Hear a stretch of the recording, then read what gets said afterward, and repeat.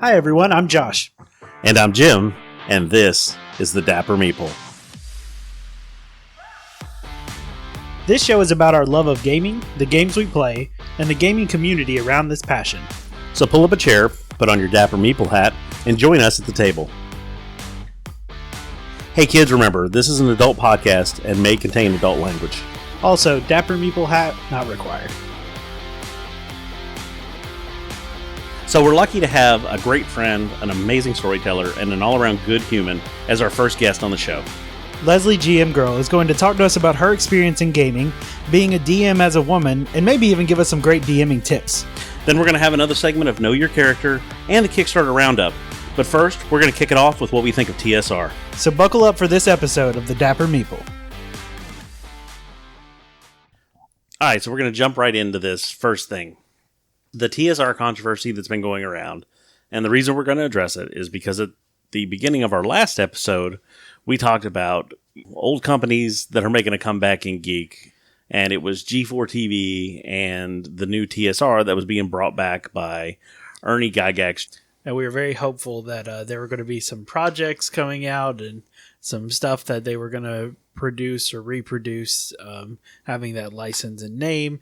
We were really hoping for good things, which very quickly got shot down. Yeah, Ernie kind of kicked us right in the balls on that one. So for you that may not know, Ernie Gygax is Gary Gygax's son, who is the person that is credited with inventing the Dungeons & Dragons game. His company, TSR, there was a lot of stuff that went on, and we talk about that a little bit in the last episode. Basically, they ended up selling Dungeons & Dragons to Wizards of the Coast and Hasbro, who has it now, and who have done great things with it with 5th edition. So Ernie got his hands on the TSR trademark again, due to licensing and legal stuff that we're not going to dig into because we're not lawyers. So he decided to start the company back, to which we were like, all right, well, you can't make another Dungeons & Dragons, but maybe you can pull something off that'll be great. So then he goes and does an interview, and in the interview, Ernie says a lot of things that were problematic. And basically, what Ernie thinks is that he's starting TSR again to get back to the quote-unquote old school gaming. During the interview, he talks a lot about how some people were coming to him and saying that they have been ousted because of their, more traditional views and their less modern views. And he goes on to explain a little bit of it, like how Wizards of the Coast is running the game. Right. He basically said that Wizards of the Coast has taken more of a high road type attitude, saying they're a better company, a better type of person than the original founders of, Dungeons and Dragons and the way games were played before. And obviously he doesn't agree with that.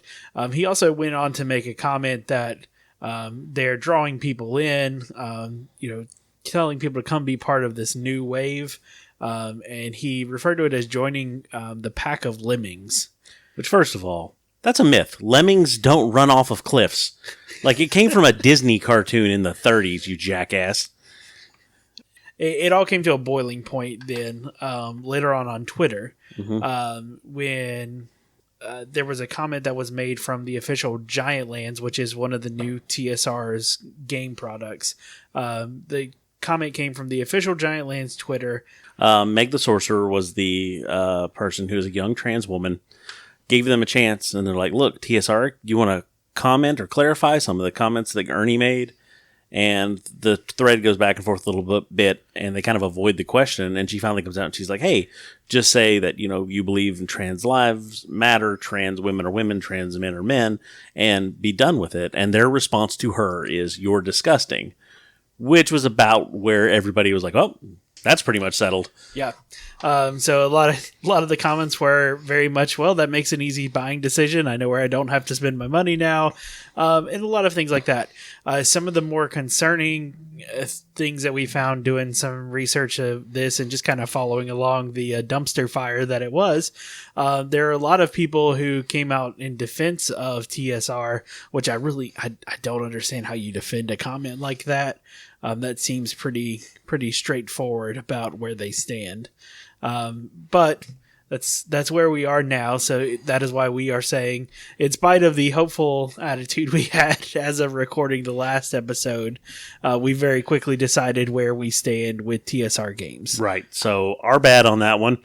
Definitely not somewhere that I'm going to spend my money. It's somewhere that I'm going to encourage most people not to spend their money. And I don't see, and honestly, looking at a lot of it too, it doesn't seem to me that Ernie really knows how to run a company well to begin with. So it may be dead before it even begins. One thing I do want to point out, though, is, Ernie has the name. He's got the Gygax name that he was throwing around with this.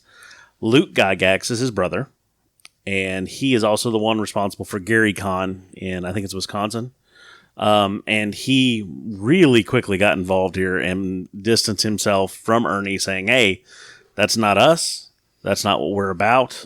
He even went as far as to make a TikTok account, and the only video he has was where he did a stitch, which is basically a reply to another video from Meg the Sorceress, and just personally told her, hey, this isn't what we're about. I want you to know that you have my support. You have the support of the people behind GaryCon. My brother does not speak for the family and barely speaks for TSR anymore. So I thought that was really impressive to make a positive move like that. We've talked about it, and you'll hear some of it in the interview that we do today. Like, the opposite of being transphobic is not being transphobic, or the opposite of being racist is not being racist. It's being anti those things and getting out there and putting up the fight. That's what we need. We need people to do things, not just say, oh yeah, I support it. No. Actually support it. Put your money where your mouth is. And we have, from our very inception, have always been of the belief that there is a seat at the table for everyone, regardless of who you are, where you come from, what you think, or anything like that. All the things that society uses to separate us, we believe, do not belong at the gaming table. So a situation like this, where someone is seeking to actively divide the community, saying that we don't want these kind of people at our table, completely goes against what we think and what we stand for. So like I said beginning, this is a very easy one for us. Yeah. We know exactly where we stand on this kind of issue. We just wanted to put something out there, especially in light of the interview and the person we have today, that really not only shows again where we stand, but also shows that, hey, there's still a lot of work to be done. Our community is a great community. There's a lot of awesome people in the community, but there's still a lot of work to be done. There's still a lot of people who don't hold views like that, like ours, that even where everyone should be welcome at a table. There's still gatekeeping going on. There's still a lot of closed off spaces, which is fine if you want to keep those and keep them out of the way. But that's not what we're doing. We're opening up as much room at the table as we can. All right. I think we pretty well addressed that. So we're going to go on to our interview, which we're excited to have somebody come in and talk with us, give you a different perspective, and hopefully you'll enjoy it as much as we did sitting down to talk with her.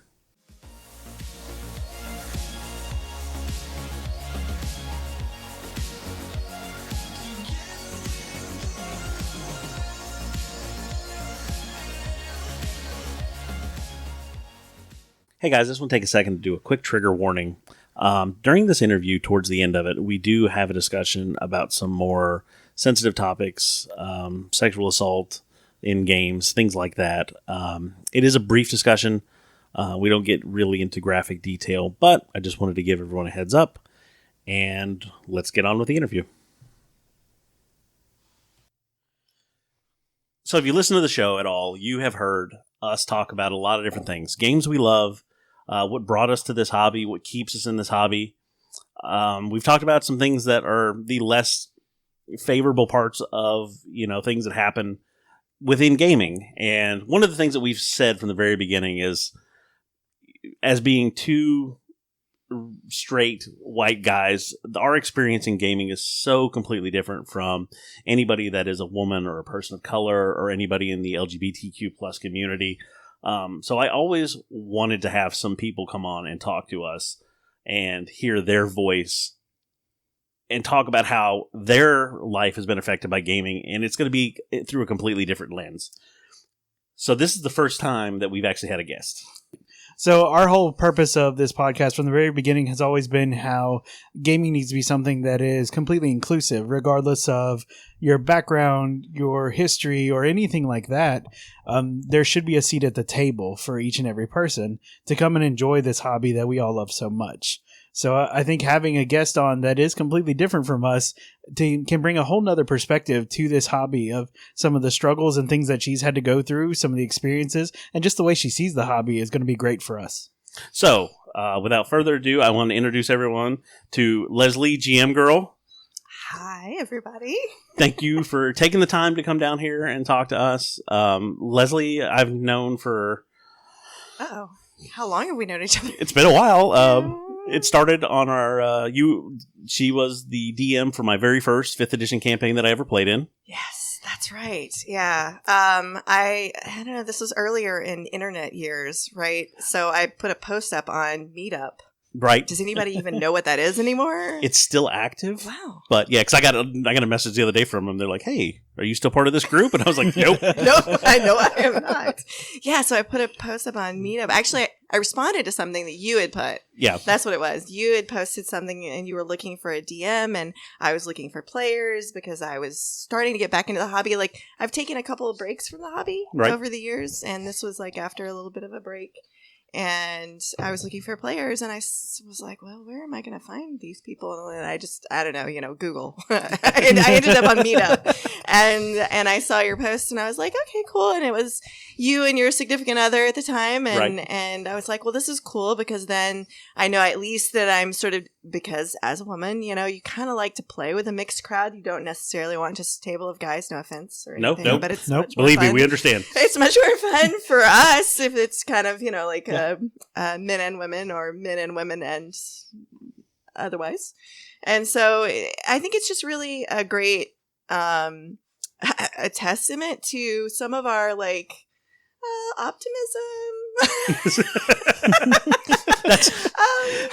That we were just like, hey, you want to play? And you were like, yeah. It was so good that because I had posted that and then hadn't gotten a response on it for, oh my God, it was like a month and a half. There was no response before you. Yeah. And then you were like, hey, I would be interested in DMing. And then the next notification that I got on it was like, there's 42 comments. And I'm like, what the shit? So I finally went back, and I'd ignored it at that point. I'd kind of I'll search later, But I went back to it, and that's where we set up a meetup with that group. Yes. I'm like, hey, people that are interested, we're going to meet at this restaurant and come in. Yeah, we're going to meet at a public place. Yeah. Not anyone's home, and have a public meeting. Right. just sort of, suss out what everyone is like.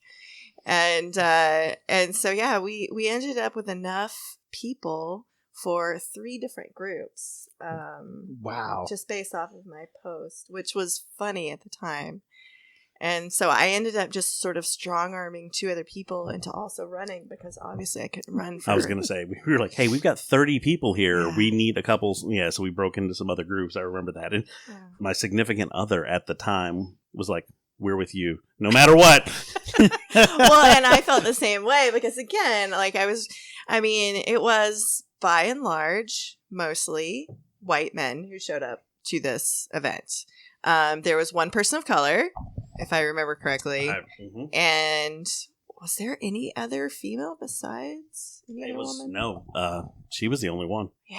Yeah. So I was like, okay, all right, well. Anyway, that turned out to be a great happenstance. Yes. And so Jim has been in every single one of my games since. He's not allowed to leave. I'm keeping him. So that has been wonderful. And now I have met Josh, who is his brother, since he moved up here. Yeah. Since we have talked a little bit about like with us, like how gaming has kind of brought us even closer, as family, and then him moving up here. I'm pretty sure a big part of him moving up here is one day we're just sitting here, we were bullshitting on the phone or on Xbox or something. It was like, we should just open our own game store. Yes. It was like, yes. Yeah. And then that's, 2.5 years later. Yeah. We're finally geographically located in the same area. Mm-hmm. Things look like they're going to go pretty good. That's awesome. So we'll see. So yeah, that was my introduction. And I mean, I tell Leslie all the time, I've loved playing in her games. I love a good story. Like, the hack and slash, and some people like the combat and things like that. And that's great. But I mean, give me a good story, like get me invested. Mm-hmm. And it's encouraged me to make more and more outlandish characters as we go. So yeah, I want to see how this fits. So I don't know what you're talking about. Right.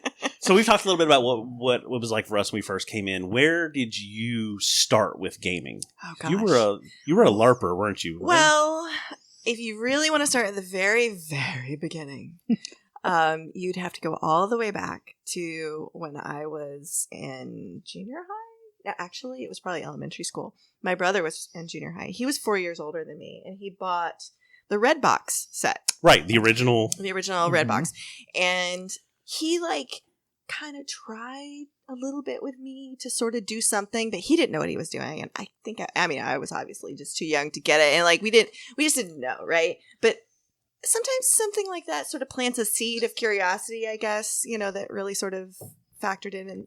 And then later on, do you remember Walden books? Yes. The glory of Walden books. I'm dating myself here. So I am definitely solidly Gen X, just for anybody. So this has been an ongoing thing for a couple of decades. Yeah.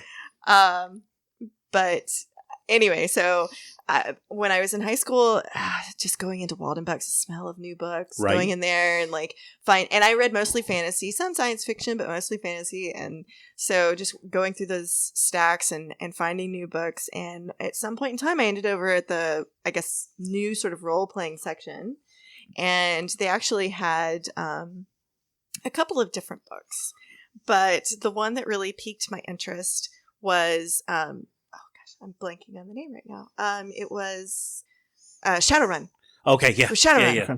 And I it just grasped my, my imagination and curiosity, and so I bought the first. I think I bought a random book. It's not like I bought the first. I was gonna say, did you get you didn't get the core rules? I didn't get the core rules or the player's hand. Nothing. I was some random adventure. Yep. Yeah, I didn't know what I was getting. Right. I just was like, I don't know. This looks cool, and so I bought it, and I took it home, and I was like, oh, I need all these other books to actually run this. And so I took it home, and then I dragged some of my friends into playing with me, and I ran 2 or 3 games, and they all thought I was crazy. I didn't know what I was doing. It did not go anywhere. It did not go well. I'll just put it that way. But I ran the beginning adventure where I don't know if anybody remembers this, but you were in a grocery store. I don't know. People were throwing food. I was like, whatever. At this point, you're just I really want to get into this. I'll make it through this part. Yeah. I don't know. It was interesting. But so that was my first sort of tabletop experience. I would say it was running Shadowrun. Not exactly the easiest system. I was going to say that's not into But back then, I don't think there was an easy system back then either. Yeah. And so then I went off to college at Texas A&M, and I don't know. I'm sure universities still do this, but at the beginning of the semester, they would have this big event at the student center where all of the various student associations that you could be part of, all the groups, right, would have a table. And so there were all these tables out there, and I was a little goth.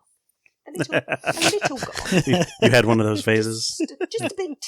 I mean, Matrix had been out, and I think I had cut my hair like Trinity and dyed it black, and I was, dressed from head to toe in black, and so I'm walking along, and there's this table, and it was for a group of LARPers, and it was the official fan club for White Wolf. Okay. And They saw you coming a mile away. Yes, and this guy who was at the table steps out and he looks at me and he says, "You're one of my people."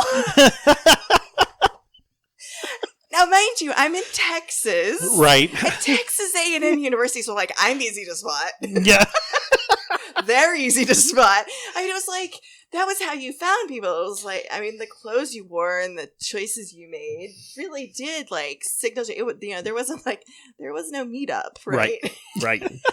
There's no internet version. Well, we had to do it the old-fashioned way, like meet people and stuff. It was crazy. That sounds so awful. weird. I don't know. Yeah, so I got involved with it was called the GMgrrl, which is the fan club, and sounds a little controlling, right? Like that's a vampire joke. Go pick up Vampire the Masquerade. We've talked about this. Yeah, and so my first LARP, I played Vampire the Masquerade. I tried the other games that they played, which it was the Werewolf, the Werewolf the Apocalypse. The Apocalypse, yeah. And then Wizards the Summoning or something. I never played that one, but the one based off the Fae. I'm not gonna remember what the name of it was. Yeah, right? I've played it once. Yeah, I can see the book in my head. Anyway, I didn't want to play any of those. I wanted to play a bloodsucking vampire who wore really cool goth clothes. Right. I'm already halfway there. Right. I just really need the rules at this point. I'm gonna buy the fake teeth. It's gonna be amazing. You should be happy to know that like those people and those girls still around. Lots of them. Yeah. Good. They're on TikTok. When you're scrolling through, you get into D&D TikTok, you run right into them. Oh, bless their sweethearts. I love them. Right? You're just looking back, going, "Oh, look at the kids." I love it. So yeah, so I got into it. I guess my freshman year, really. And after that, I kept LARPing for years. I loved it. I had so many friends. The great thing about the GMgrrl and LARPing was that you were able to, you took your character, and wherever you went, you were able to take that character and play it. So it was a unified storyline over the world. It was a worldwide game at that point. Like, there were chapters in Europe, and there were chapters all over the US. I couldn't tell you all the places there were chapters because I wasn't really focused on the national game that much. I was more focused on like the regional game. Right. But it was, separated up into regionals, and so they would have regional events. And growing up in Texas, driving a long way was never really a big deal. Because it's Texas. Because everywhere there's a drive. It's a long drive away. So like on a weekend, it's like, oh, we could drive to Dallas. So we could drive, because I was in College Station. And so I could drive to Austin, I could drive to Houston, I could drive to San Antonio, and there would all be games there and people, and we just had so much fun. So that was my real solid introduction to gaming, and I loved it. Now, mind you, in the back of my head somewhere, there was still this like, but I want to play D&D, right? Right. And some of the players did play D&D, but I was waiting for an invitation because you don't know what you're doing, right? Yep. The funny thing, and this is where like Matt Mercer and Critical Role and the actual plays that are out there now give people just leaps and bounds more opportunity, I feel like, because they get to see the game and they can understand what it is without ever sort of sitting down at a table and trying to actually make it happen. Yeah. And, based off of my failed experiment in high school, the method of not knowing what you're doing and just sitting down and winging it was give or take successful.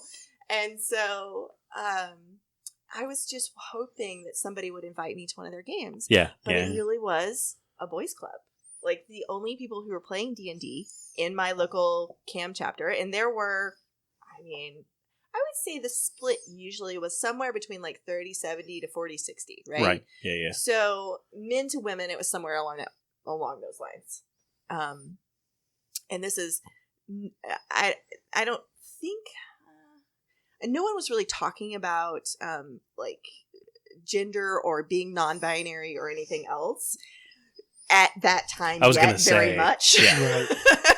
So I'm not sure if anybody identified in that direction, but I never had that experience for a long time. Of course, I was also in Texas. I mean, there's anyway. I imagine that's one of those places where like the satanic panic hit pretty hard. Oh, absolutely. And yeah. And in fact, I think it was just the fact that my parents believed that my brother walked on water. They thought he could do no ill. So I really think that they never had a problem with anything he did. So the fact that he bought it must be fine. Yeah, right? The golden child has spoken. It must be all right. Sometimes you take whatever opportunity you got. So it worked out for me. Although when I was in college, dressed in my goth gear and playing Vampire the Masquerade, I did at one point receive a phone call from my brother who asked me if I had joined a cult. And how do you answer that? Like, because at first you're kind of like, I imagine you're like, no, I don't. And then you're thinking about it, like, Cult might be a slightly strong word, but like, I don't know. I think it's fine. that's a very good anti-cult answer. That's exactly what they teach you to say. It's fine here. So I don't know. That was a very funny conversation. I mean, I love him to death, and he was just looking out for me. It was worried big brother, like going, "What is my crazy sister doing?" I'm sure. And for those that if they knew anything about back then when Vampire came out, it really kind of supercharged all of this concern because first of all, you got to play the bad guys. Oh yeah. You were the monsters in the dark, and oh yeah. I mean, after that, what was the Tom Hanks movie that freaked everybody out where he started playing D&D and it just goes like off the rails and he's hiding in the sewers and stuff or something? Yeah. You know what I'm talking about? Yes, I do know what you're talking about. I mean, we were dressing up as vampires in these like crazy goth outfits in Central Texas in 1990, like 5, 6, 7, 8, 9, like late 90s. It's probably a miracle that you guys didn't get raided. I mean, people.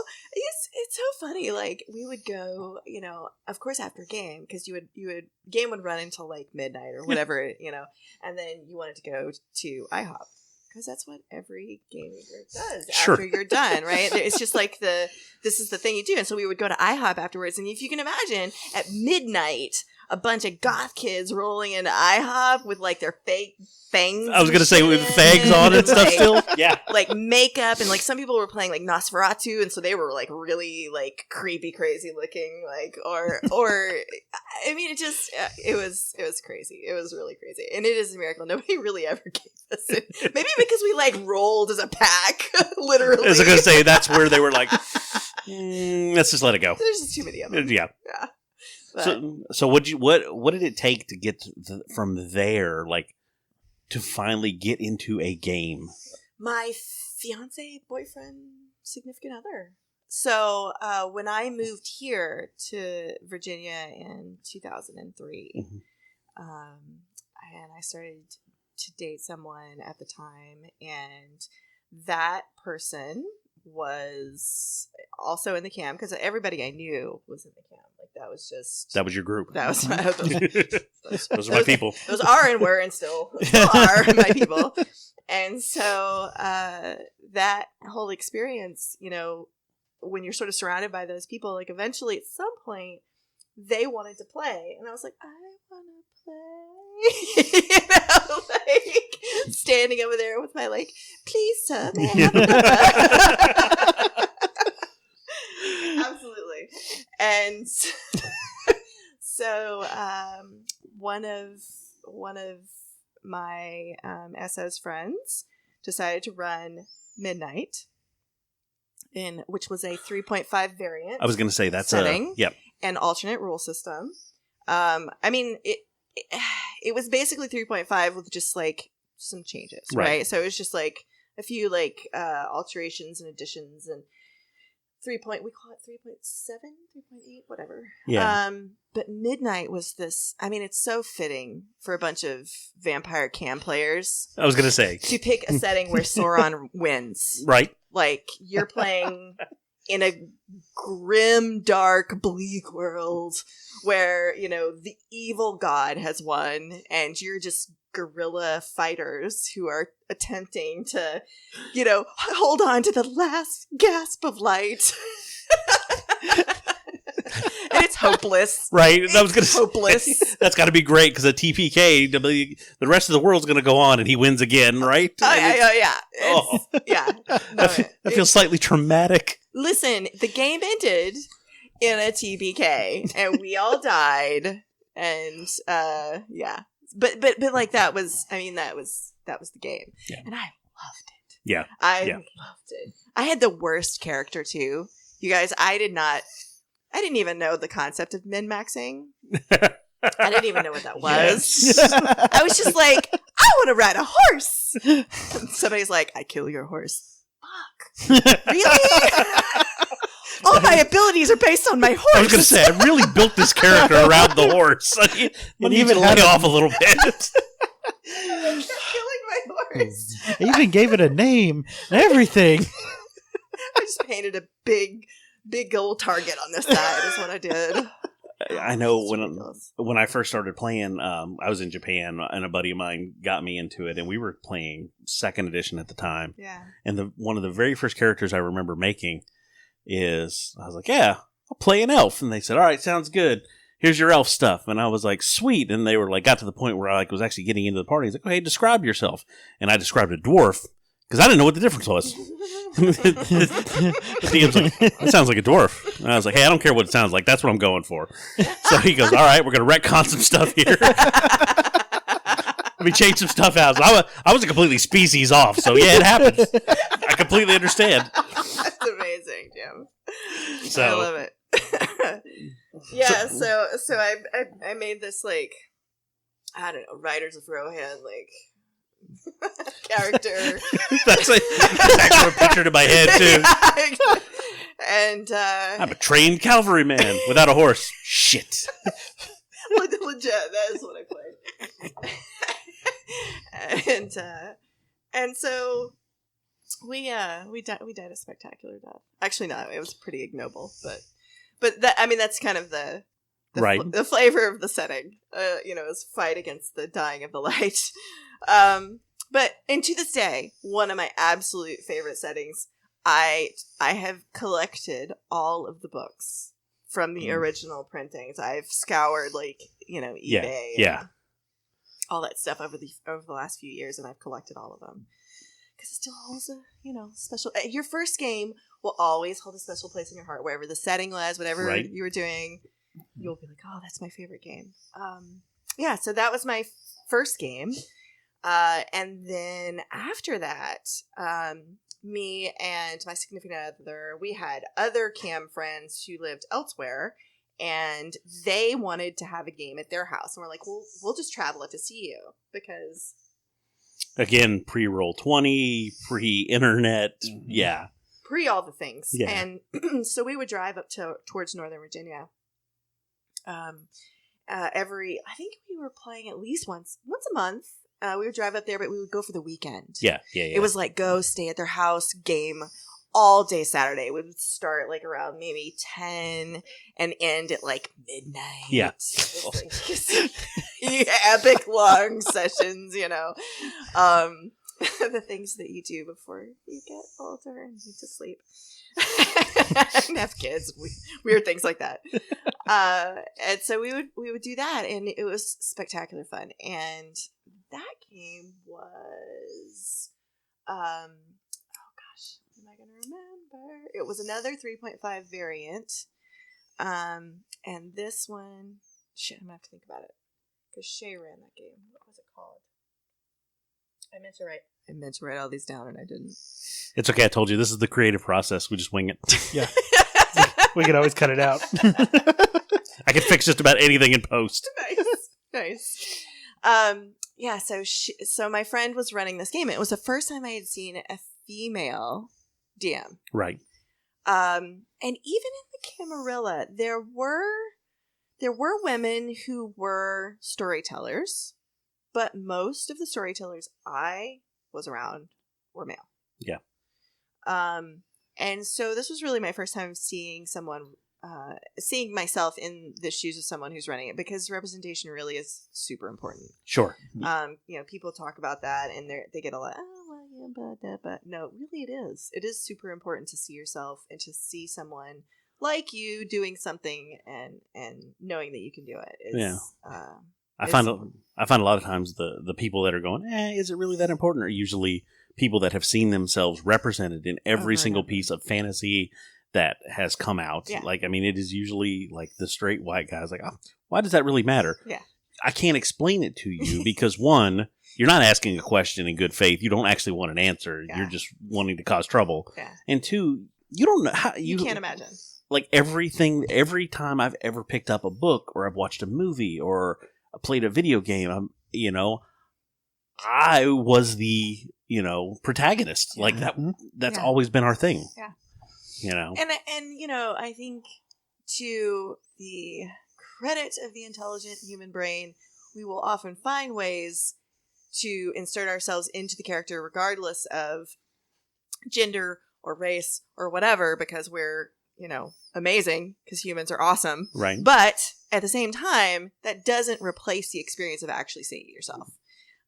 Because sure, I loved many books that had male protagonists in it, and I had phenomenal male storytellers as examples to sort of pull off of when I started running games. But it definitely was very it's hard to put into words, but it makes you feel like what you're trying to do or what you think you want to do is much more approachable. It takes it from being like, I'm going to scale this cliff to I'm going to walk up these stairs, right? It's that sort of experience. And, and watching my friend do that was a wonderful thing. And so they ran their game, and that was fantastic for multiple years. We would travel up there. It was a great, long-term, cool thing. There was a lot of drinking, a lot of gaming. Yeah.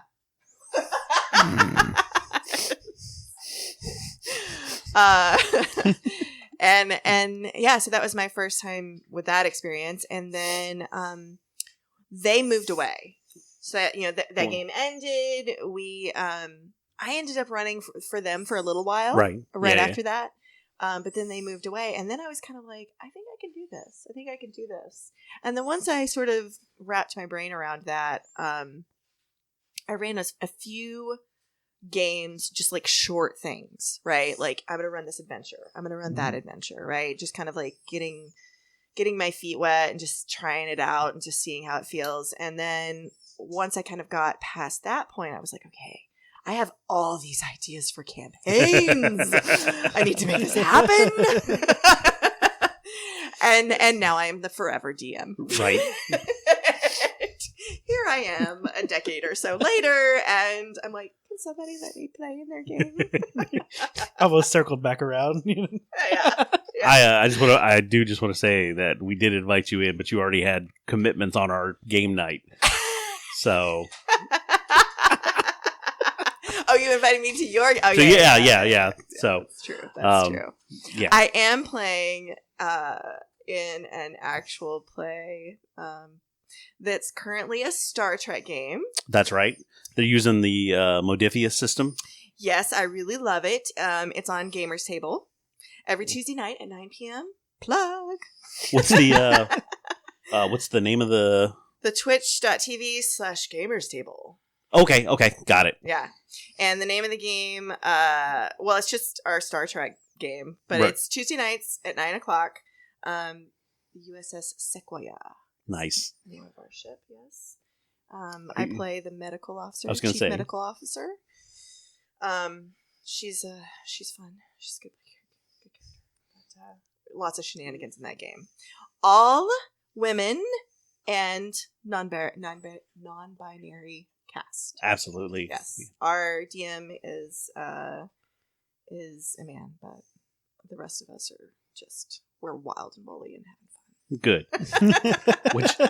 should be the goal of any game. Oh, God.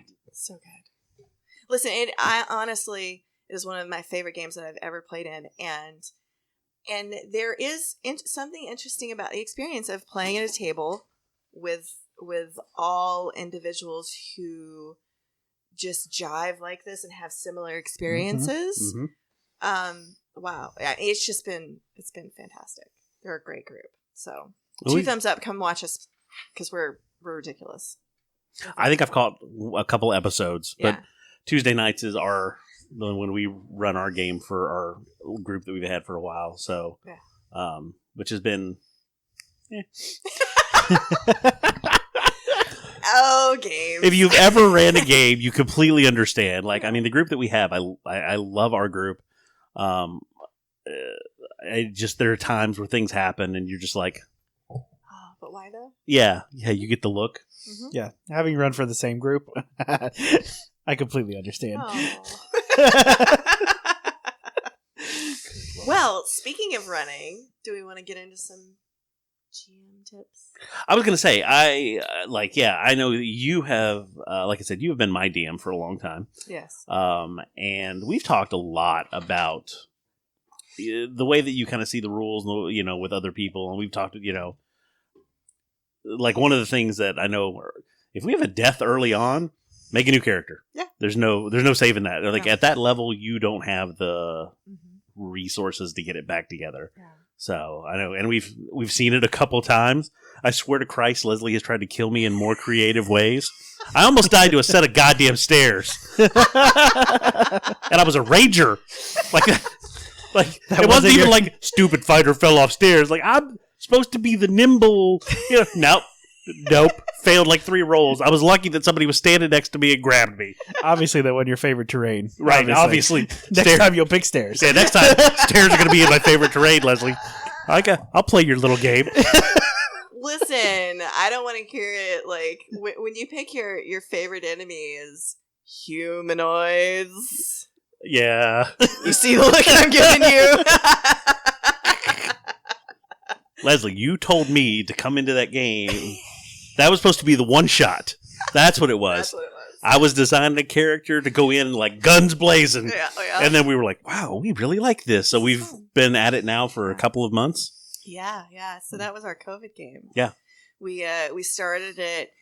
It all started with, I put together a group on Discord because I wanted to run different games than D&D actually, because I love D&D, but I also love to run all kinds of games. Just, I think, once I got comfortable running D&D, because there were so many, I had enough experience, enough like different games that I had run, that then I started branching out, looking at all the other systems. And I mean, I was coming from somebody who had been in LARP and who had, way back in the day started with Shadowrun. So like I had seen other systems and I'd had experience with some, but I thought, I want to run some more things. And I may have a slight Kickstarter addiction. You're in the right place. It's fine. I'm among friends. Yeah. Is that what you're saying? Yes. Yeah. So I have all these books on the shelf, and I was like, I should do something with some of these. And so I said, okay, I'm going to get together a group. And what we're going to do is we're going to do like short arcs, because I was starting to kind of try to perfect the 3 to 5 game arc. Right. Because I don't in general like one shots. There's a lot of pressure to get a lot done in a very short period of time. And to me, if you do like 3 to 5 games, you can get an interesting story out without like the commitment of a campaign. And you can sort of get a better feel for the actual system itself, the rule set, and character progression, and all those things, right? Like you can do a little bit of everything and get a good feel for it.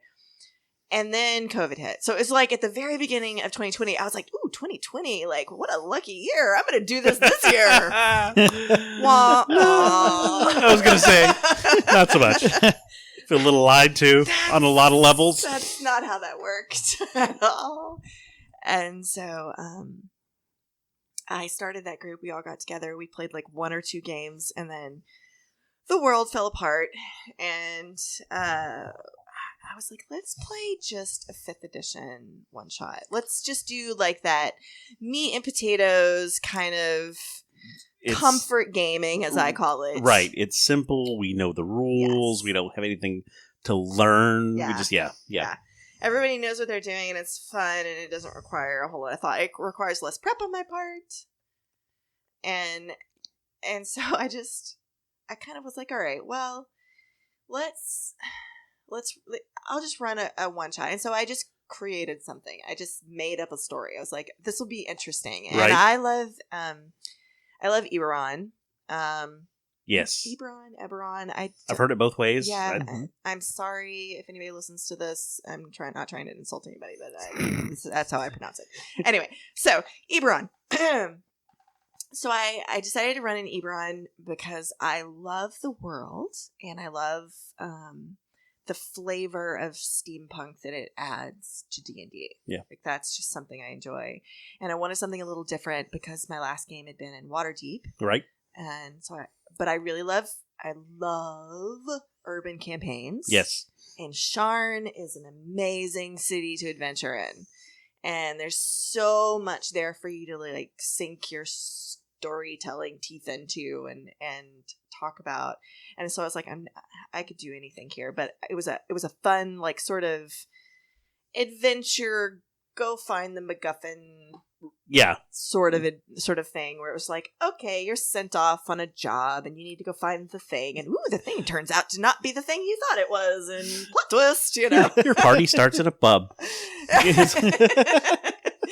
Yes, and then we finished it, and everybody's like, "Oh, this was really fun. Yeah, we want to keep going."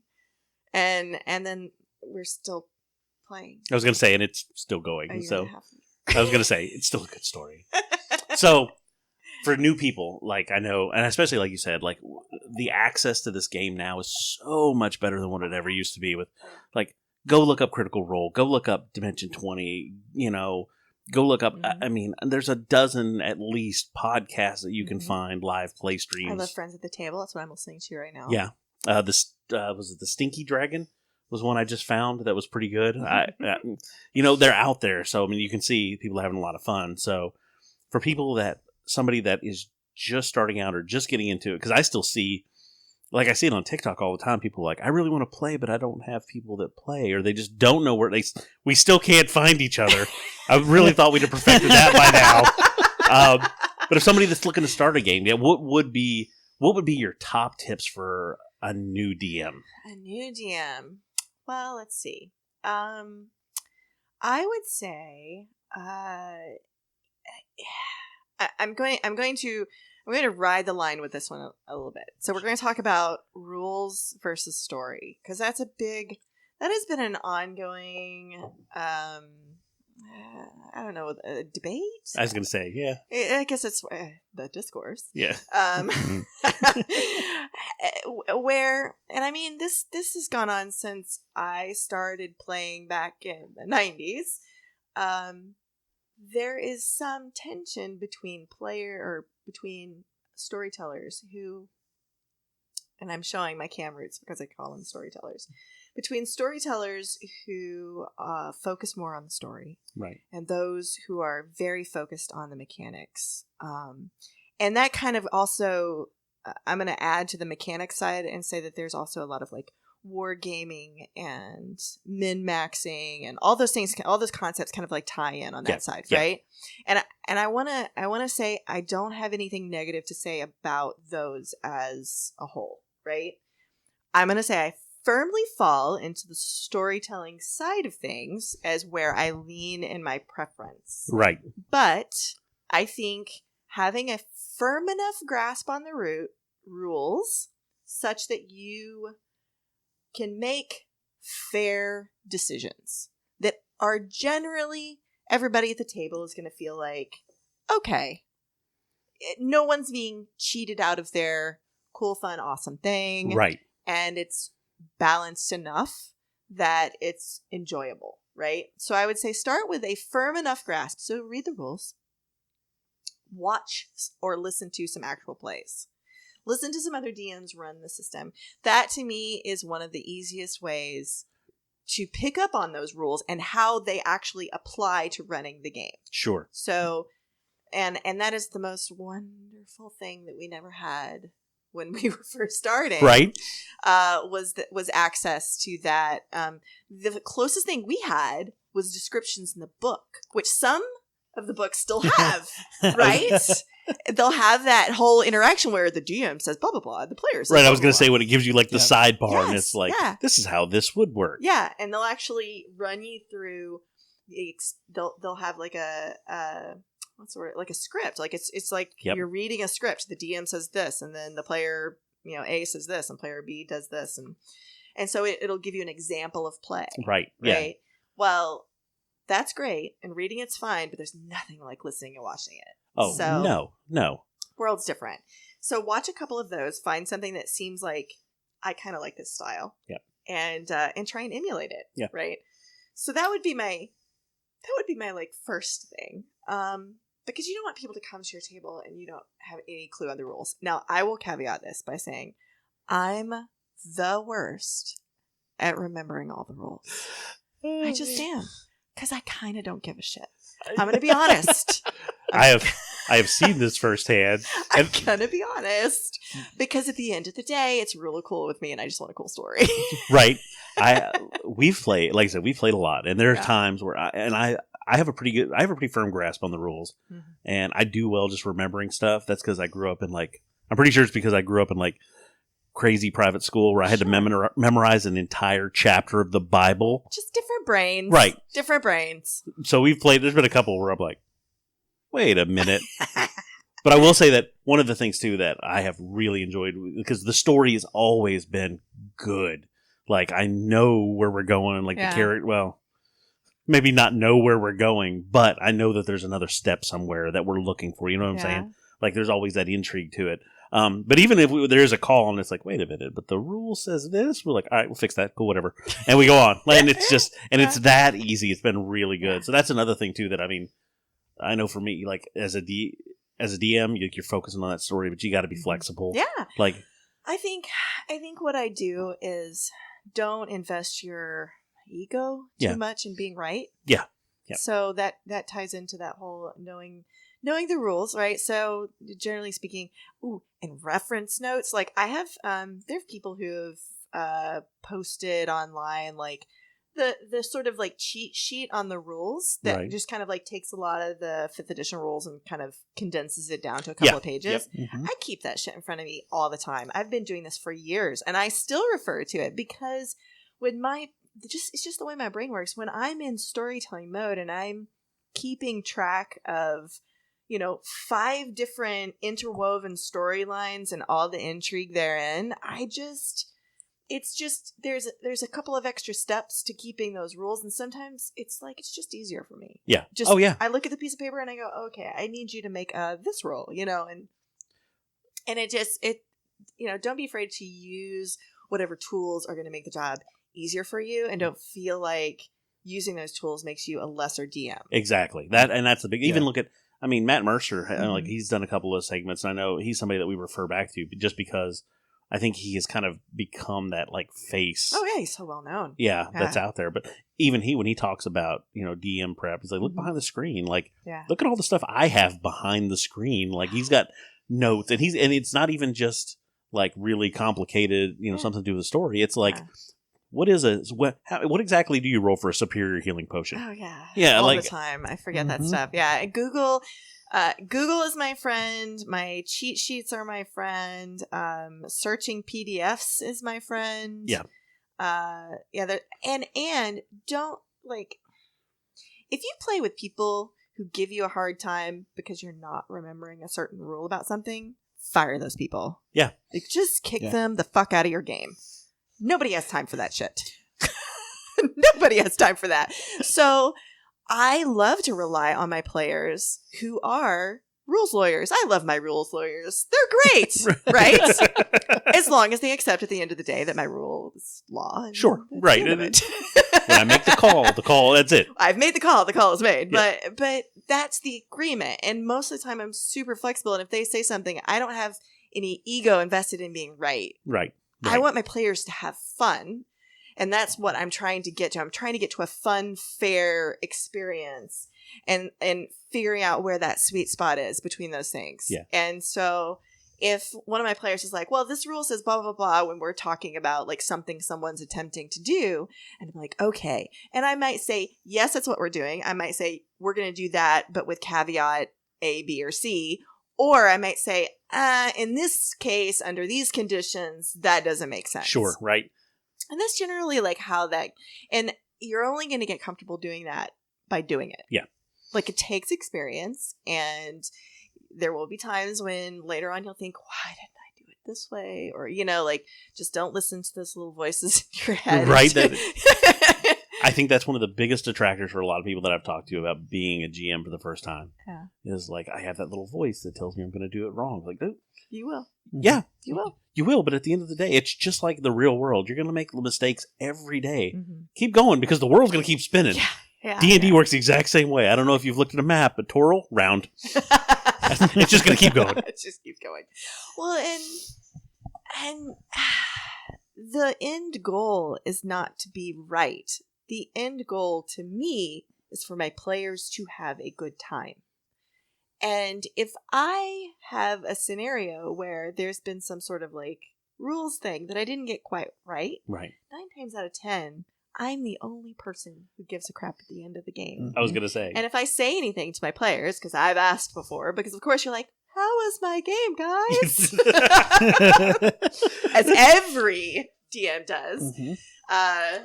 You 9 times out of 10 will hear, I don't even know what you're talking about, or it wasn't a big deal. Yeah. And it really isn't. So I would say knowing the rules, being flexible with them, listen to your rules lawyers, be comfortable making those decisions, or get comfortable making those decisions, and play with people who are reasonable. Like, if they are expecting you to be a rules encyclopedia, they're just not the right player for you, and that's okay. And so maybe that's my next sort of piece of advice is not every player is meant for every dungeon master, game master, whatever you want to call it, storyteller. And not every storyteller is right for every player. Sure. And different people have different styles. Finding those right fits are going to make all the difference in the world about how much fun you have. Do you think you deal with that more being a woman running a game? That you get questioned more on, well, do you really know what you're doing? Oh, absolutely. Absolutely. I definitely get a lot of, well, actuallys and people who try to correct me, but I have a pretty strong personality. So that doesn't go very far. Yeah, I was going to say.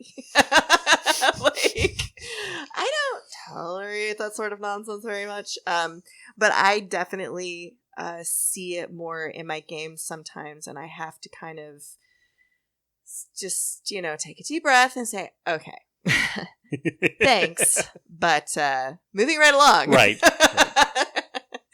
But again, mostly I don't play with those people because life's too short. Yeah. Life's too short for that.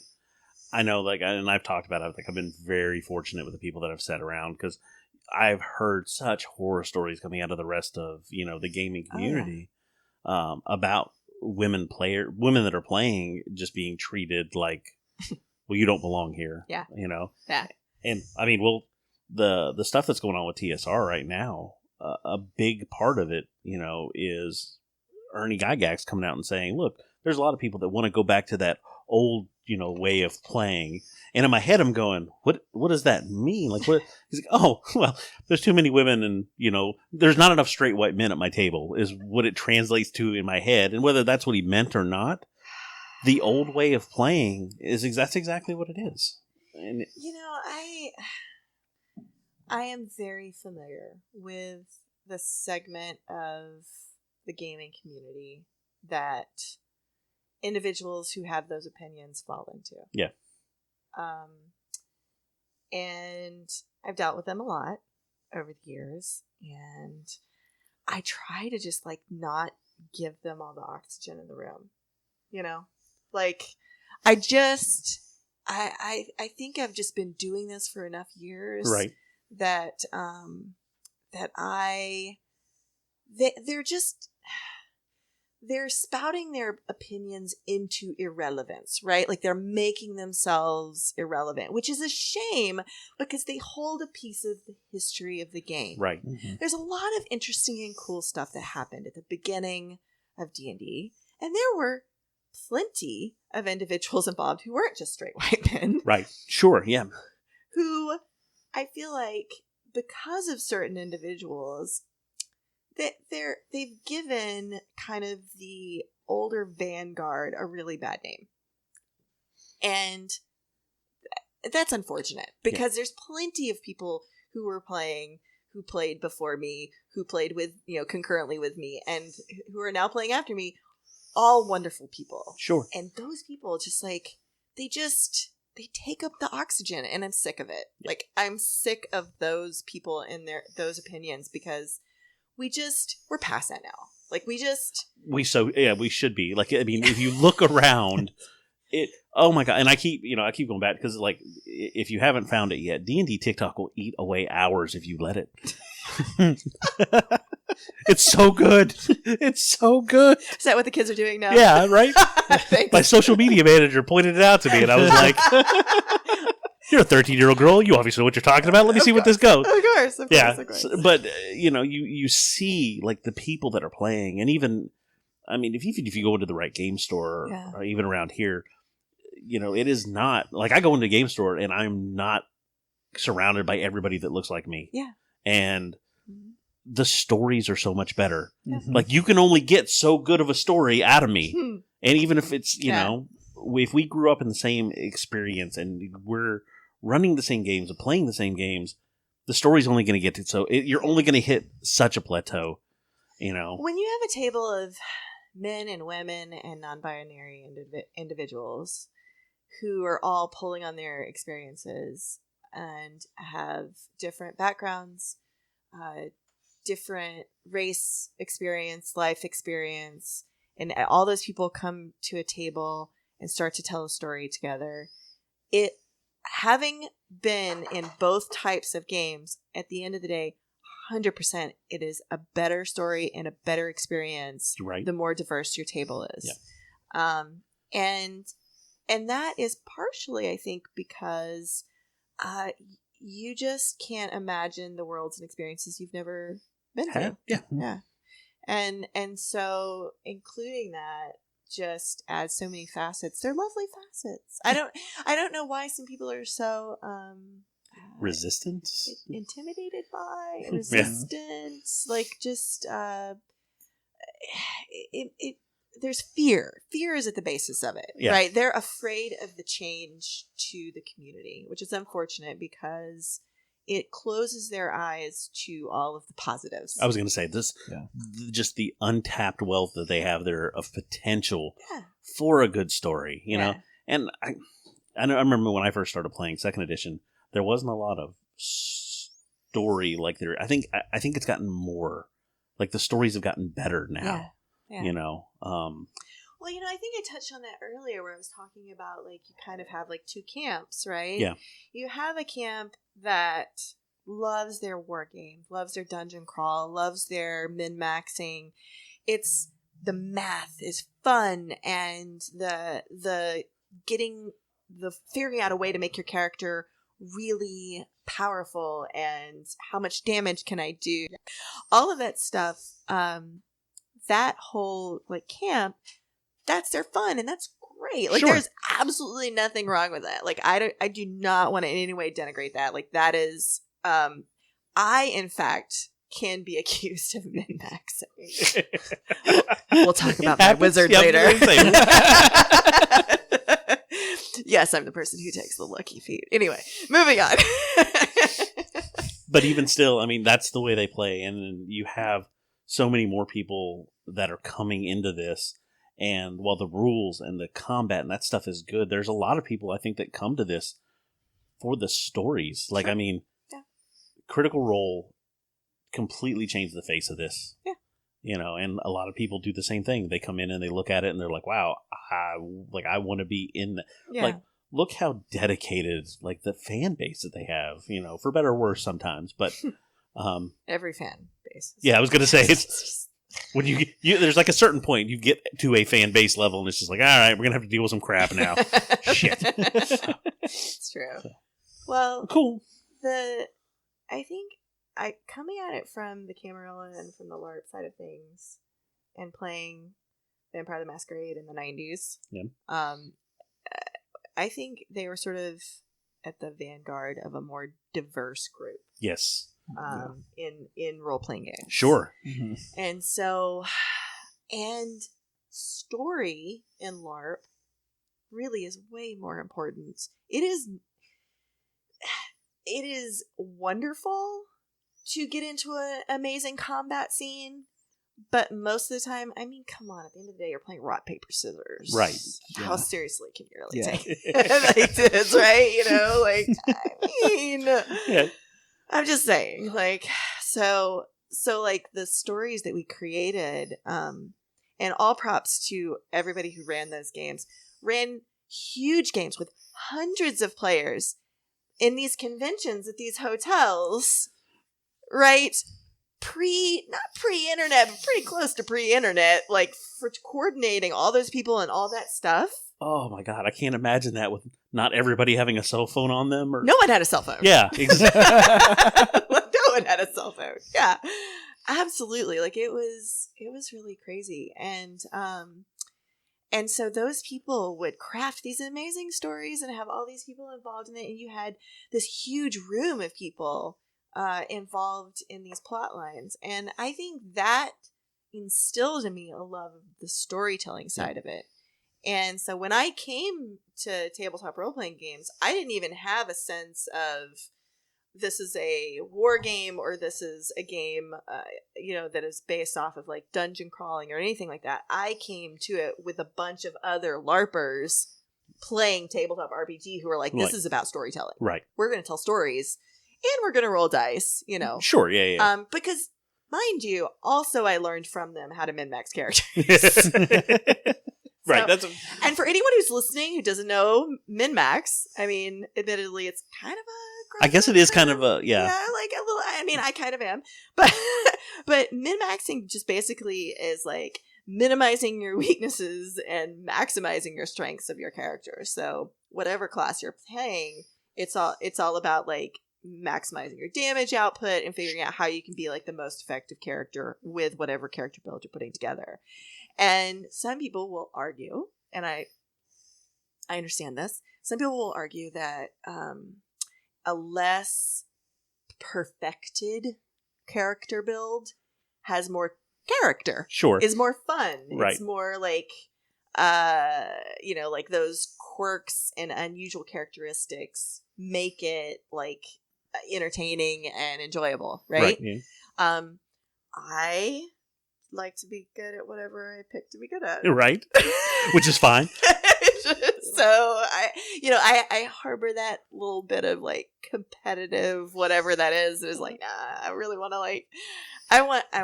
I mean, that first fireball as a wizard, you're rolling all those dice. And yeah. Like I love that stuff too. So. I like to have one good dump stat that can be, because like if every story was just Superman from like the 30s when he was throwing cards at people and it was like, there's nothing that can stop me. Yeah. But you look to see how storytelling, it's the failures Weaknesses. that in the areas where things didn't go quite as planned. Yeah. That helps to make that good story. Like, I'm going to lay in some damage and this is going to be awesome. And then I step the wrong way and then I fall off the stairs. So stuff like that. So yeah, it's true. Yeah. So where are we going with all this? I forgot. Okay. No, I think that was it. That was it. We went there. Yeah. All right. So, like any other DM tips I'm trying to think of, like, I think as a woman running, don't be afraid to set up lines and fails. I don't know if you guys have talked about any of the means and methods of kind of handling sensitive topics at a table. We've talked about session zeros. We've talked about managing expectations. But as far as using a card tools. or something or a tool, we really haven't gone into that yet. But I personally really like Lines of Veils. Yes. Or something similar to it. I mean, there's a bunch of different options out there. So, research whatever is comfortable to you. But like as a woman running games, I think Lines of Veils is a very powerful tool because you may have experiences that make it such that running a game has certain triggering things in it. And you don't want to come up against that either as a player or as a DM. Mm-hmm. And you certainly don't want your players to have that experience because, again, you're there to like facilitate them having a good time. Sure. And so if you can come up with just a list of things to avoid that just kind of makes that a non-issue, then that's what I love. Yeah. Yeah, I think we've talked about how experiences, especially in role-playing games, they can be so intense, like just because of the storytelling and such, that's definitely important to be careful with your players. That if there are topics that are sensitive to them, like you want to cover that one in session 0, but making sure that like your players are there to have a good time and are able to play the game and enjoy the game, because they're going to bring their own experiences, their own history into the game, and that's part of what makes the diversity in storytelling so awesome. But there are still those topics that you want to make sure that they're going to be okay with. Yeah. And I mean, I learned, like many things, you learn things the hard way often. Right. And, I had games that I've run where topics came up that were a problem for some of the players, and we had to kind of like, okay, we got to stop and we got to like, handle this afterwards. Whereas if we had just handled it ahead of time, sure, we could have just like completely avoided it. So it saves you some like awkward and uncomfortable conversations afterwards where you feel terrible and the other person is in a terrible, like everyone feels terrible. No one's enjoying this. Yeah, right. So just, I would say, try to set that up ahead of time so that just like what you need to avoid. And, again, I will go back to there are folks who will argue the difficult topics make a story great, right? The conflict inherent in some difficult topics. Yeah. So I'm not going to tell people what to or what to not put into their games. I'm going to say, you need to learn your players. Mm-hmm. And your players, and you need to have that conversation because different tables are going to be comfortable with different things. They're going to have different levels of how willing they are to deal with difficult topics.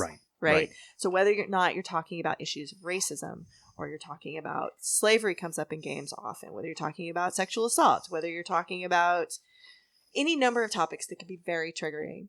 So when you have those kinds of topics that come up, and they do invariably tend to come up in games that are dark and have conflict. I mean, I was playing Vampire the Masquerade. I was going to say. You're playing the bad guys, right? Like, it's going to happen.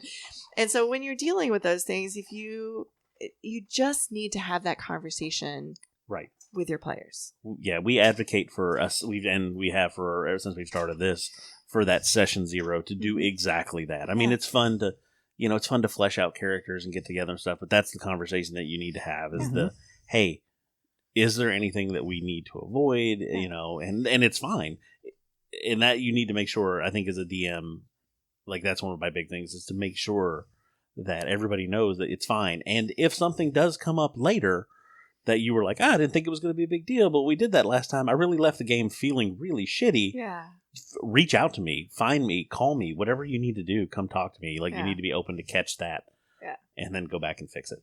And there's been a tendency in the discourse for certain individuals to say things like X topic should never be in role-playing games. And my thing is maybe I'm not sure I can agree that there is a single thing that I would say this should never be. I should say you need to have a grown-up conversation. Yes. Yes. Like you just need to be grown-ass adults and handle it thus, and there are nuances to every sort of table and group and the kind of chemistry between them and what they're going to be comfortable with. Yeah, absolutely. Like that's one of the things, where this game has grown up. Yeah. And we are adults playing it now, and this is our hobby. Yeah. Where I'm a storyteller, and this is where I get to. This is my artistic outlet. This is what makes me, in the middle of the week, getting to play a game and getting me to walk away. That's my de-stressor. Yeah. So absolutely, like that's one of the best ways I've heard it described is have an adult conversation before you get started, because you may bump up against something. Yeah. So yeah, those are really important things. And then I think learning your storytelling style. Yes. So, and that's something that comes with time. Exploring different types of stories and figuring out what really gets you jazzed. Yeah. That you're going to love to run for your... I like epic storylines. I really like storylines where you're movers and shakers in the world and you have the opportunity to change the world. Yes. And I like stories that have multiple storylines in the sense that it's... Oh, was that you on the nose? My bad. Go ahead. Yeah, so like I really enjoy it when a story is complex. Yes. Because when I think of the world, I think everyone is operating with their own aims and goals. And there's not just going to be like one storyline. Yeah, nothing happens in a vacuum. No, there's lots of things going on. Like just think about the entire past year. Oh, jeez! Like 2020 is somebody's game that's just gone off the rails. Completely off the rails. Yeah, somebody has lost control of the train. Yeah. So that complexity is part of what I love. So I love complexity. So I always have tons of storylines going, and players really feel like they live in a vivid world where lots of things are happening, and they have choice. They can go and decide what they want to get involved with and where they are going to exert their influence and make a difference in the world. Right. Good or bad. I'm not saying that they're necessarily heroic differences. Depends. Yeah. Although I will say that in general, I don't tend to run games I don't like to do evil focused campaigns. I think the thing that makes evil campaigns difficult is when we talk about evil, what really comes up a lot is like the selfish nature of it. Yeah. And it's hard to keep a party of selfish people together. Yes, I don't find that fun to run either. No, yeah. Just a bunch of people like trying. Yeah, I mean, and this comes from somebody who played Vampire the Masquerade, where everyone is basically essentially trying to kill everyone else. Sure, but vampires are just misunderstood. Blood sucking, but gorgeous. No, the I guess in Vampire there are structures in place which create groups that have common cause, right? Yeah. And so you're sort of like half working against each other and looking for an opportunity to backstab the people around you and gain more power. Right. And half attempting to accomplish whatever group goal there is in place, right? And so that kind of works well. So you could probably come up with some sort of similar analog to that in D&D, but I've never gone to the effort of trying to do that. I was going to say, it's going to be something you create on your own. At that point, why don't you just play Vampire the Masquerade? Yes, exactly. So we're getting there. I'm reading the book. It's so good. It's so good, you guys. Thanks so much for coming on. Like I said, I've really enjoyed. I always enjoy sitting down talking with you anyway. Like I said, we've known each other for quite a while. And in this context, like I really wanted to have somebody else. Yeah. Because we've said it, but I mean, it doesn't matter when we say it. So I love having somebody else on with a completely different lens to view this whole thing through. Any parting shots? Well, if you want to talk about the challenges, I would say the main challenges can be walking into a room and seeing all men. Yes. That's intimidating. It's definitely intimidating. So for all of you allies out there, if you see someone, be nice. Don't be weird. Be approachable. Don't be creepy. Don't be creepy. But invite them to be involved and go out of your way, actively try to sort of like advocate their presence, because I will never forget when I walked into that my first LARPing game. My good friend Jackson Roberts, who was just one of the most, I don't know, just so full of life, right? And just this really larger than life character, was playing I think he was playing the Prince of the City at the time. And like I walked into this game, a brand new player, and he said, "You," right? And just immediately said, "You're going to be my blah," and instilled me in the court. And all of a sudden, I mean, I didn't know what I was doing. I had no idea where I was. I literally walked into this completely blind. And yeah, they invited me in. They actively got me involved and gave me a place at the quote unquote table immediately. Yes. And that made all the difference. So I would say if you could do anything, do that. Right. Be that person for other people who are going to walk into this place and feel, you know, a little intimidated. So yeah, just be that person. Awesome. Something that we've advocated for, like I said, from the beginning is, you know, making sure everyone has a seat at the table. Thanks so much. If anybody wants to get a hold of you or reach out on social media. At Leslie GMgrrl, and that's GRRL, because I had to be different. I had to be you? Yeah. That's fair. Yeah. You can find me on Twitter there. Definitely come watch my game on Tuesday night at Gamers Table. And yeah, I'll see you guys around. Awesome. Thank you so much. Thank you.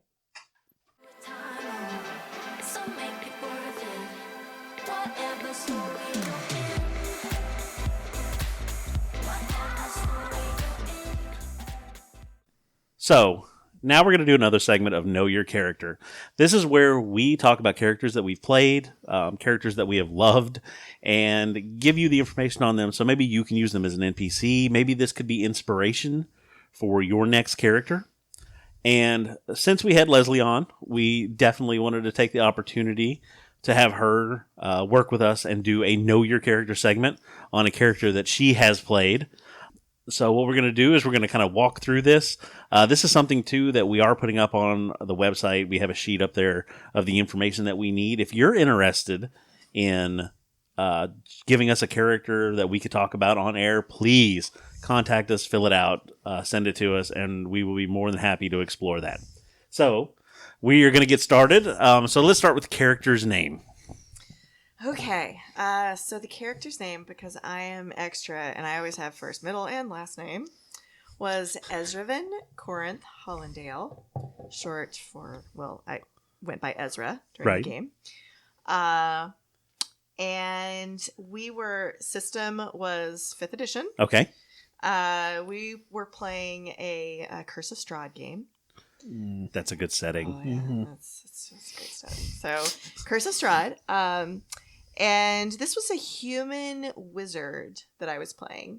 I chose a Chondathan human, which is just one of the lineages and right. Yeah. Yep. Favorite. That's yeah. And that character, I chose the subclass School of War Magic. Okay. So what is that?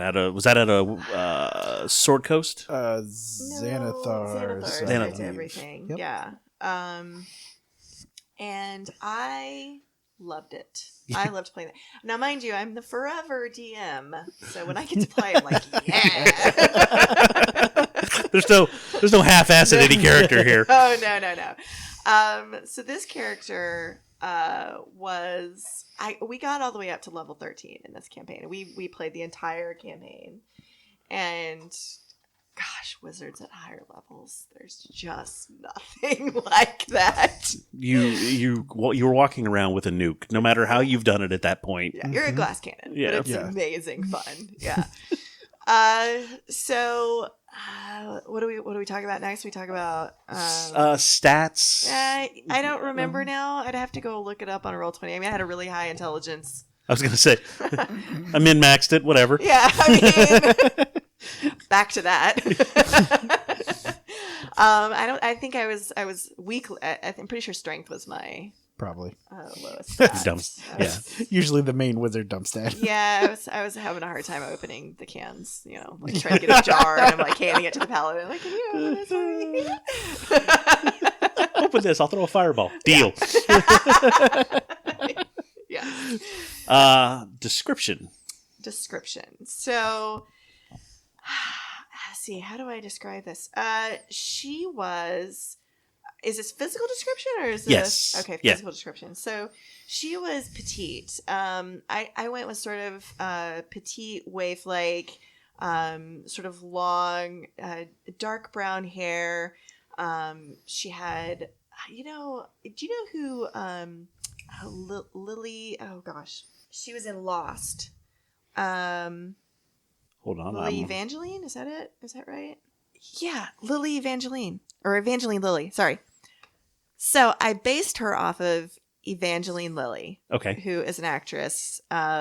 She was in Lost, which is kind of what I think of her from, but she's been in a lot of things. Ant-Man, right? I was going to say, yeah. More recently, she was in Ant-Man, just trying to think of things people would recognize. So yeah, so imagine kind of that. And I sort of, like, she wasn't like, I sort of, I don't know. We'll get into background and it'll kind of make a little bit more sense. Sure. So background on her.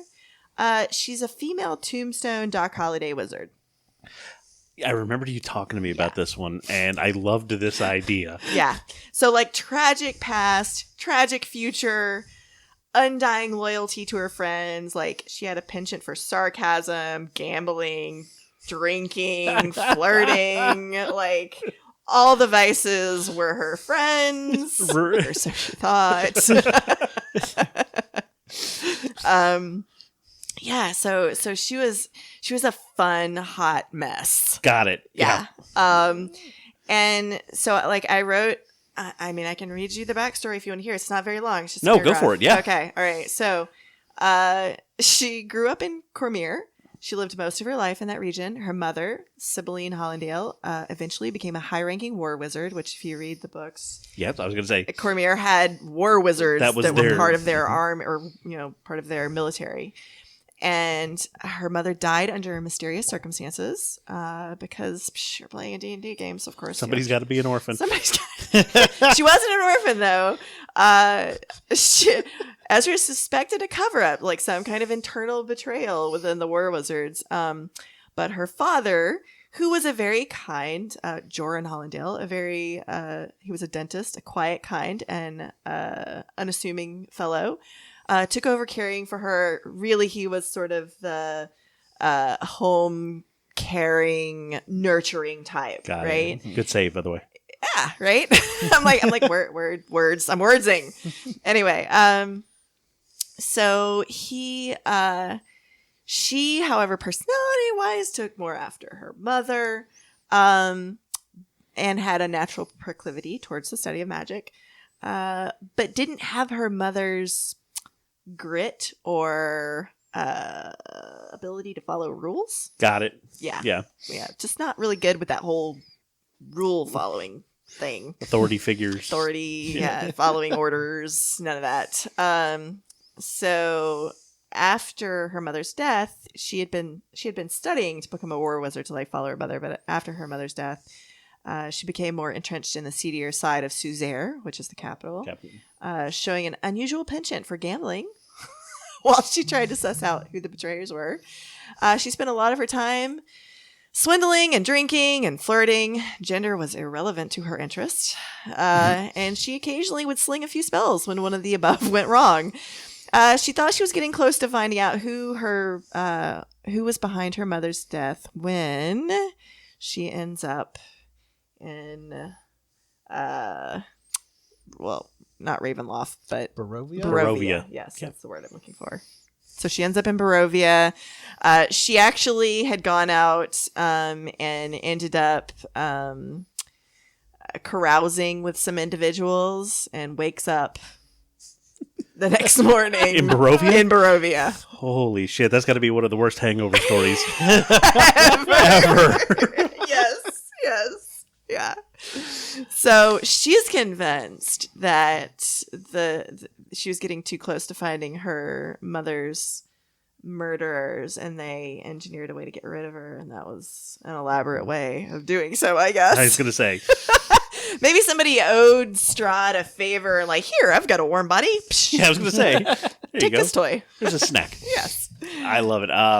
So what kind of, if you picture her as an NPC, where do you picture people running into her? Because she's got a good long backstory, gives you plenty of places to drop her. Yeah.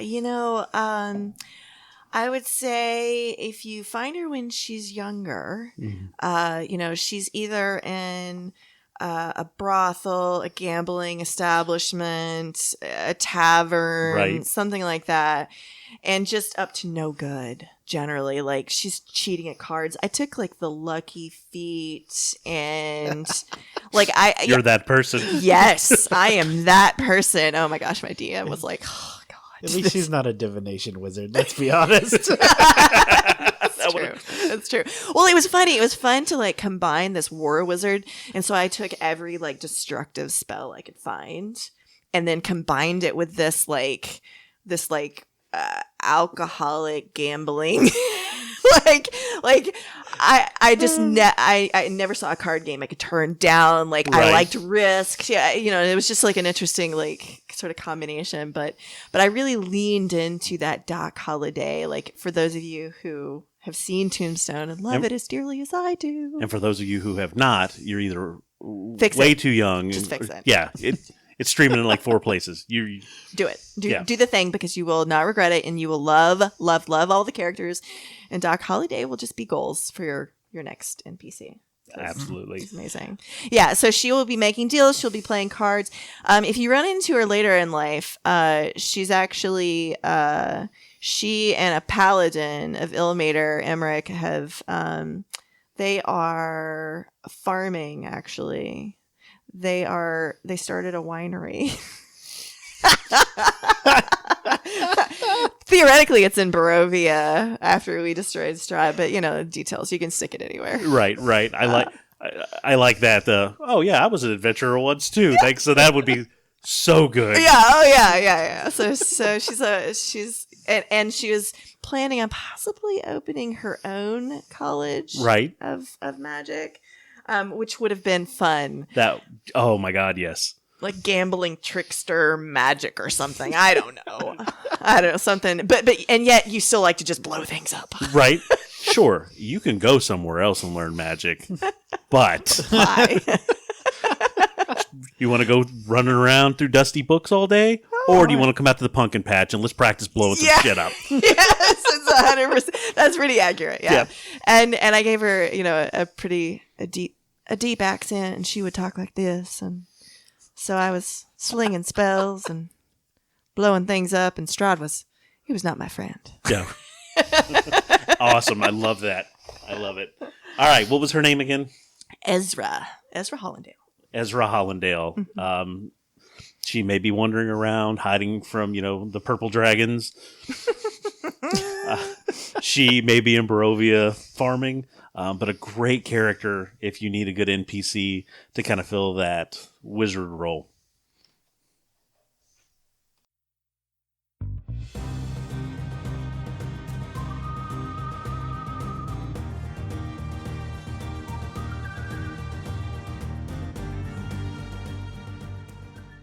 So like we do every episode, we're going to finish up with our Kickstarter roundup. So in today's Kickstarter roundup, we have a 5e role-playing variant that we're going to talk about.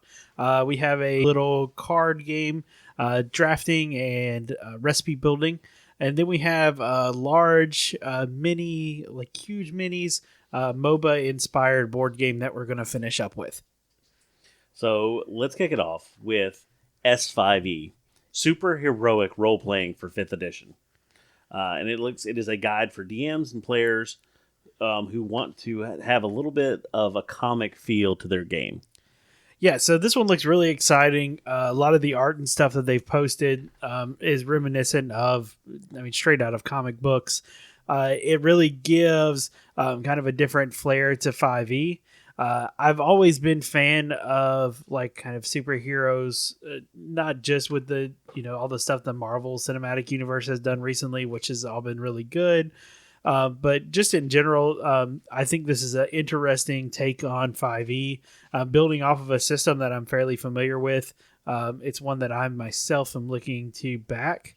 But there's a couple different things. As soon as you back it, they have not only the core rule book, but they also have like a setting book that comes with it. Midnight City is the name of the setting. But it basically turns your normal 5e game into a superhero villain type of game. Which I think there's just not enough of. Like, I'm kind of excited to tell that story. Like Marvel has done, tons, and DC to some extent as well, making comics more accessible and stuff. But just to be able to sit and build your own, I think is really exciting. Like, because we've talked about before, what superpower would you have? Now we get a chance to actually put it on the table. I think that is going to come out to be really good. Yep. So this project is already funded. In fact, it's well funded. It has 18 days left to go. So if you want to get on board, for sure you're going to get it. So there's a couple different tier levels. The main one where you actually get access to the material starts at $25. You get a PDF version of the book, as well as some couple add-on things, some digital wallpapers, stretch goals, things like that. For $50, you actually get a hard copy of the book, as well as a PDF version when that comes out. There are some other tier levels that go up as well. They're looking at delivery in February of 2022, so not too far away. But yeah, this definitely looks like one of those I'm interested to see. It looks like it's going to be about a 300 plus page book, so pretty good size. Means there's going to be quite a bit of content, quite a bit of rule changes, things like that to help facilitate this type of setting. The artwork looks really fantastic in it. That comes with so there's 3 books total that you can get your hands on. The Augmented Operative Registry is a book full of supervillains, criminals, aliens, and monsters for your heroes to face off against. How many days does it have? It's funded, and it's got 18 days left to go. All right, so the next one we want to talk about is a small card drafting recipe building game. It's called Potion Panic. It says concoction crafting for the chaotically inclined. It plays in about 20 to 30 minutes, 2 to 4 players. So looks to be about the size of some of the tiny epic games. Right. So something small, nice little filler game, or you could use it while you're waiting for people maybe to show up for game night or something along those lines. Maybe you have another 20, 30 minutes to kill before everybody wants to go home. Looks like a nice, quick, family-friendly type game where you are trying to build different recipes and potions. So you get the various ingredients, and they've done a really good job. One of the things that attracted me to this was they've done a really good job to make it accessible because all the potions not only are different colors, but they're also different shapes. I see that. And on the recipe cards, they identify the potions you need to make them with not only the color, but also the shape of the potion that goes into it. So each recipe card is made by 3 different potions. And once you fulfill that recipe, you get the gems off of how good the recipe was. So it's a nice little fun game. There's some different options you have. Instead of using the potions to craft, you can break them open, and each one has like a special ability that they use or that they do stuff with. So there's a little bit of take that as well. You can, cause some of your opponents to discard cards, as well as take cards away from them. So a lot of stuff here in a tiny little game. It looks like a nice little filler, one of those that would be fun to pick up. Right. Create curious concoctions such as the Hoochie Matcha and the Banana Rama, or even some love potions. Love potion number 8.5. That's what I'm talking about. Yeah. So this one is also funded. No. It is. It's about 50% right now. It's at 3,300. Their goal is $7,000. And it has 24 days left on it. So there are a couple levels you can support this one at. So they actually have a nice print and play level, which is great for those who may be tight on money. $3 gets you the PDF version where you can print and play your own. To actually get the copy of it with the retail is going to be $20 plus shipping, which is not bad for a game like this. It also includes a print and play version as well. So if you wanted to make more copies of it or do whatever you need to there. And then that's really the only level they have for normal backers. Right. They have a level for retail shops. So that's one where you get 6 copies of it and are able to run from there. But this seems like a pretty interesting game, especially if you're looking for something kind of small and a nice little filler. I think it's going to be a good one for that. Yeah, they're expecting to ship in September of 2021 or December if you do go with the retail option. Right. And one of the things I like about this, it's a small independent publisher out of Chicago. So, we like to support small local businesses. So although Chicago is not local to us, it is local to maybe some of you. So here's a nice little business to support on Kickstarter with one of their first games. And the last one that we have today is the Millennium War. It is a MOBA-inspired board game that you can play in 2 different modes. All the characters in the game are inspired by different cultures around the world, different fantasy monsters, things like that. It really kind of it kind of reminds me of Smite, the video game, where you can play different characters that come from lore and different stories and stuff. But this is set up in a board game.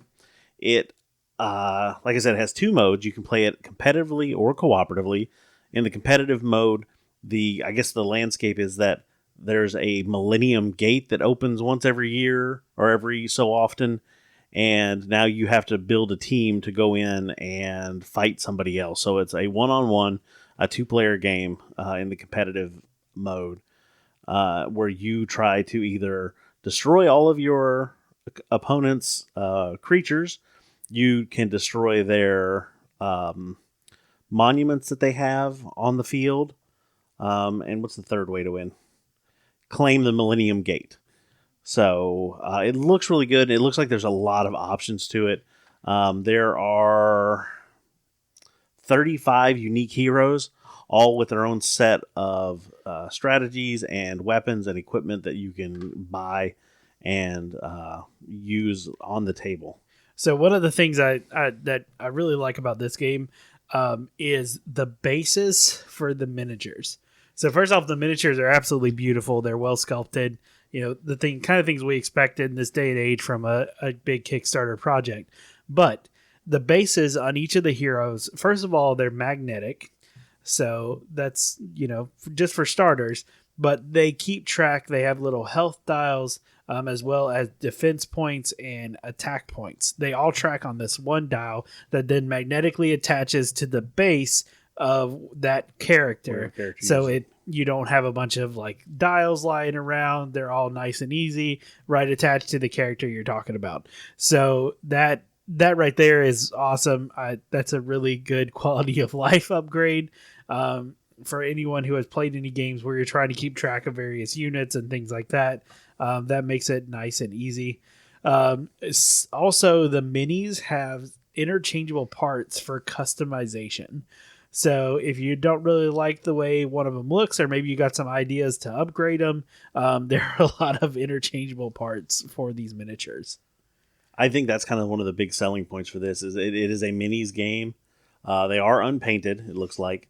So for those of us that know how long that may take, they still look really good. They look like real quality miniatures, and with being able to customize them and make them look the way you want as far as the equipment that they carry and things like that, I think that is a huge kind of bonus for a game like this. So it's not funded yet. It's at just about 50,000. Their goal is 150,000. And there are 23 days left on the Kickstarter. So this game kind of reminds me of Kingdom Death Monster. So it was a game that was originally Kickstarter funded, large, huge game, big box, expensive, that sort of thing, but now has a almost cult-like following because of the type of game that it is and just the excellent work that was done with it. Just kind of the look and feel of this kind of reminds me of that. It's a different genre of game, but the quality of the pieces and everything like that really, really speak to that. So we talked about the competitive mode. There's also a cooperative mode that looks like it has several different boards that you can use depending on which cooperative game you're playing. And it pits the players against some sort of epic monster that they have to solve puzzles to get to and then have to defeat. This one looks really good. Like I said, I like the interchangeable minis. The base idea is fantastic to be able to set those up and keep track of everything. And again, it's kind of inspired by like the MOBA video games, the massive player games where you're not so much worried about, accuracy and things like you would in a first-person shooter, but it's all about strategy. Right. So League of Legends, Dota, those kind of games. Right. But yeah, so pledge levels. So core pledge level starts at $110. So that includes basically the game, all the rule books. Now this does not include the minis, which is one of the only drawbacks. But it does include fully acrylic standees of all the heroes. And the art on those look excellent. So if you want to go with that, it's definitely an option. They definitely are going to look good. But the miniatures are completely, I think, they're over the top. So now to get the miniatures plus a ton of other extra stuff, that pledge is $245. So this is probably the most expensive Kickstarter we've ever talked about. It is. But the reason we wanted to talk about it is if you guys go follow the link in our show notes, go take a look at it. The detail on these miniatures are amazing. I'm looking at one of them right now. She appears to be an archer type character with these feathers coming off of her cape. And you can see like the individual like small feathers within these long plumes coming off. Like that kind of detail is absolutely crazy, especially in miniatures. And there's a bunch of others on here that, the detail, the level of it on there is exceptional. All right. That looks really good. Again, go check it out. It is expensive. It may not be for everybody, but we found it and thought it was incredibly interesting. So with that last vision card, we have guessed our ghost's murderer. And for the Dapper Meeple, I'm Jim. And I'm Josh. Good night, everyone. Thanks, everyone, for sticking around and listening to our show. If you enjoyed it, let me ask you a favor. Follow us and leave us a like wherever you get your podcast. It really helps us out. And if you have anything to say back to us, you can find us on Instagram and Facebook by searching for The Dapper Meeple. On Twitter, our handle is @TheDapperMeeple, or email us at dappermeeplegaming@gmail.com. And as always, we'll save you a seat at the table.